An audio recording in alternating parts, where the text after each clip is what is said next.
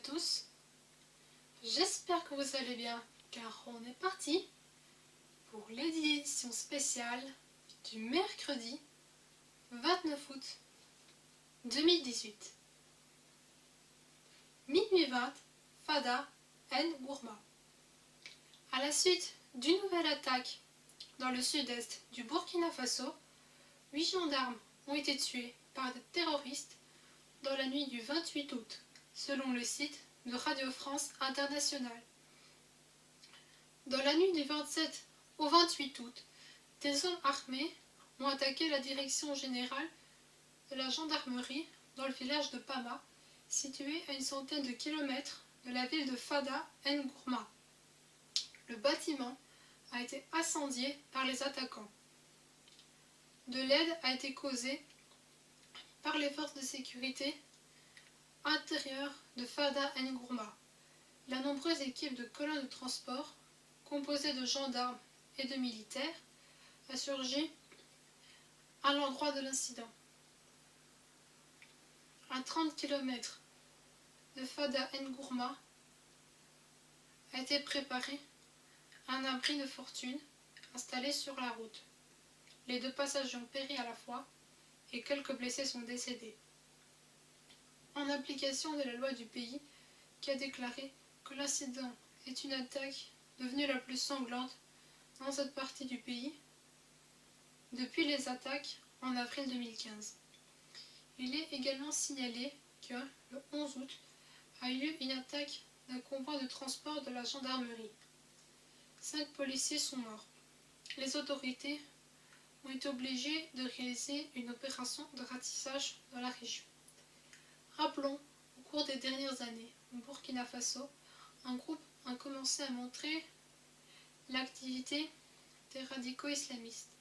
À partir de 2016 dans le pays, il dispose d'un local terroriste du groupement Ansar al-Islam, l'organisation dont l'activité est interdite dans la Fédération de Russie, qui exerce régulièrement des attaques sur les fonctionnaires, les enseignants et les représentants des forces de l'ordre.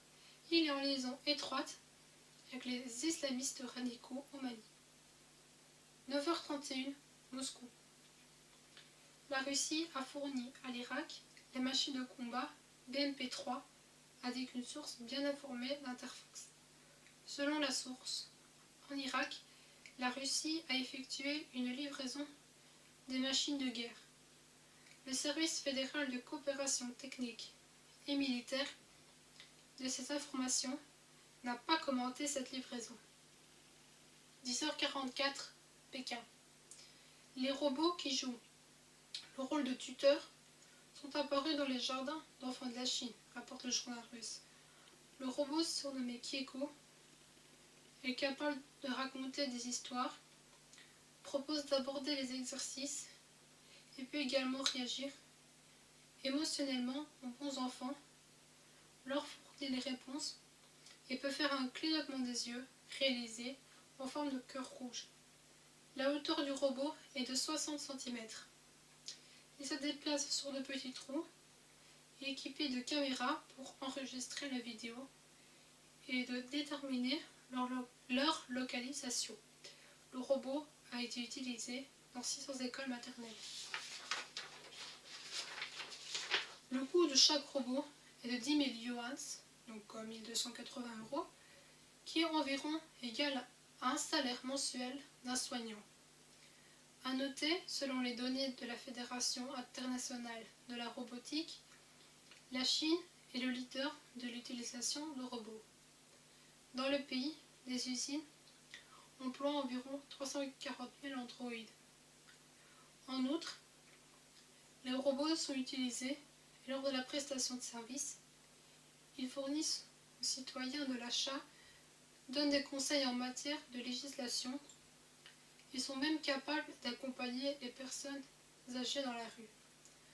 En outre, récemment à Beijing, la capitale a accueilli la conférence internationale sur la robotique, sur laquelle ont été présentés les robots chirurgiens et d'autres objets avec des caractéristiques différentes, y compris ont été présentés des androïdes ultra réalistes, capables de parler et de modifier les expressions faciales.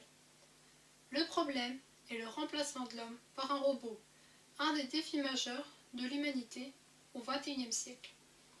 L'exemple de la Chine est évident. Le coût du robot est environ égal à un mois de salaire d'un éducateur. Lors de son entretien,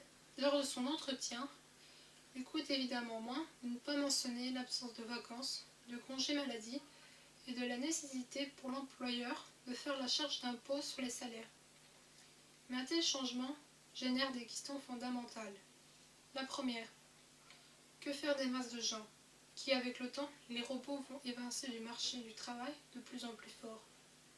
La deuxième, si le robot est capable totalement de remplacer l'homme dans des secteurs où est le rôle primordial joué précisément dans les relations humaines, en particulier dans l'éducation?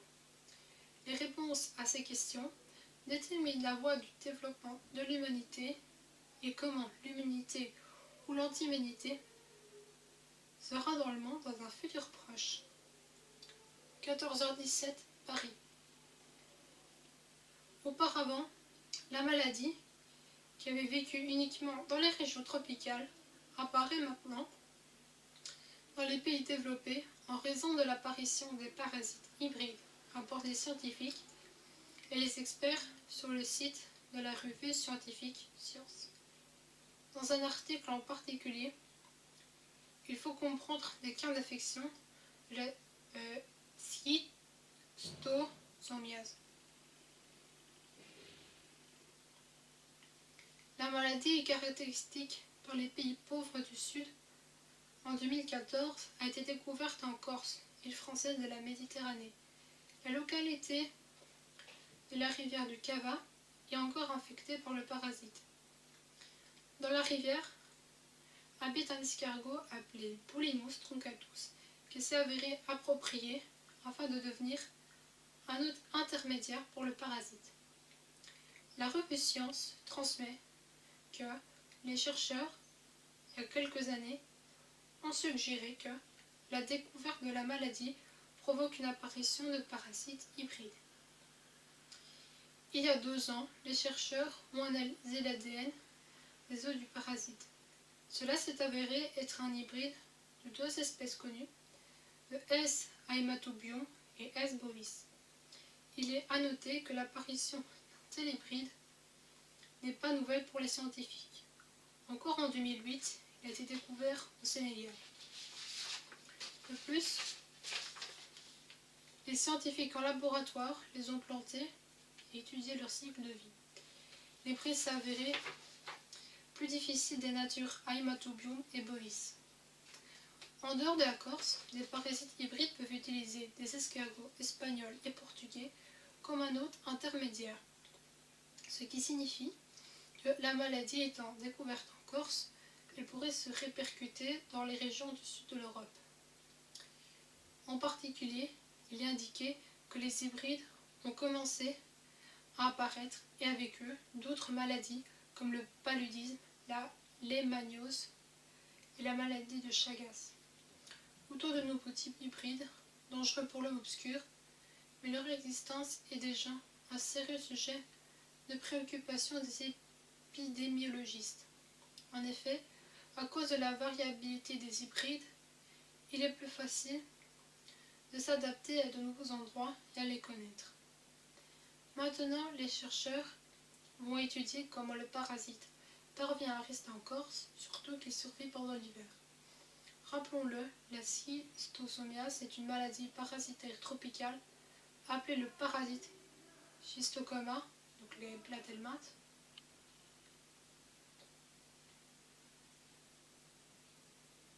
qui passe par plusieurs étapes de développement et de plusieurs propriétaires.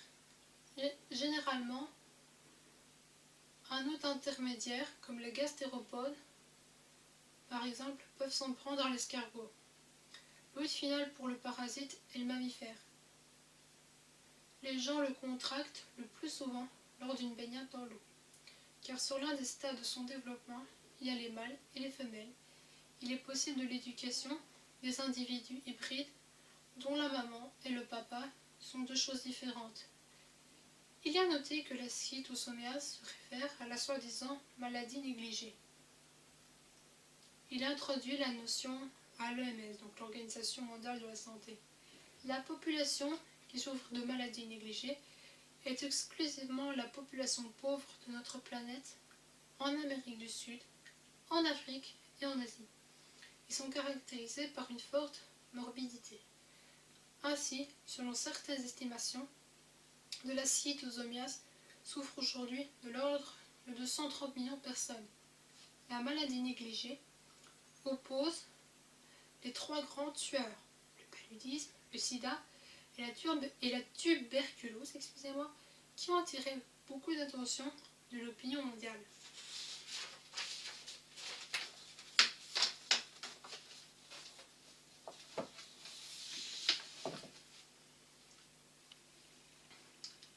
C'est tout pour ce soir. J'espère que ça vous a plu et que vous avez eu ce dont vous avez besoin. Si vous voulez une autre vidéo, abonnez-vous à ma chaîne, partagez la vidéo, vous pouvez mettre un like ou un dislike. Merci de m'avoir suivi tout au long de la vidéo.